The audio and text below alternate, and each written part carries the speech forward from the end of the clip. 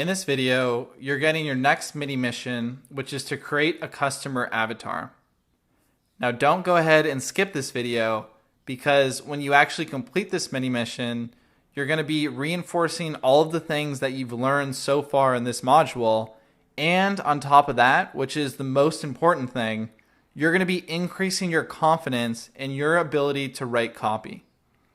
So even if you believe that you're not going to be using customer avatars in the future when you write copy, I still encourage you to try it at least once and see how it feels. So what we're going to do is you're going to think about the people in your target audience that you listened to in the previous module. So remember, you did that exercise where you were the online observer going to where that target audience hangs out.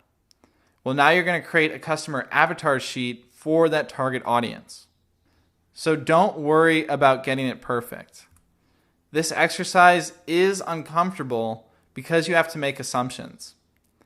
Now, what I noticed in my experience, and I've heard other people share this in their experience, is the online observer technique is a lot easier because you don't have to make any assumptions. All you have to do is browse these websites and copy and paste customer language into a Word document.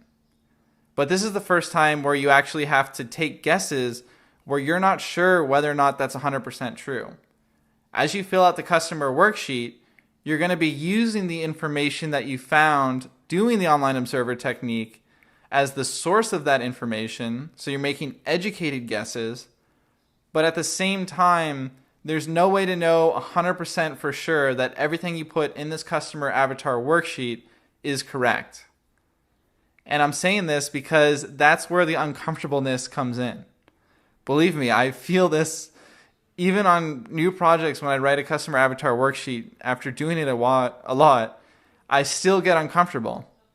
And it's important that we keep pushing through this discomfort, no matter how big or small it is, because it's okay to make mistakes. It's okay if our assumptions aren't perfect.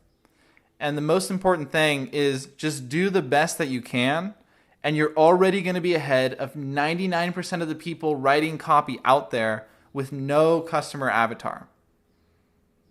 So even if your mind's like, you're doing this all wrong, you're not making the best guesses about the customer avatar, why are you writing this? You don't know for sure, you can't say that. Just trust that by going through this process, no matter what, your copy is going to be much better because of it. So pause this video now and don't move on until you've completed this mini mission.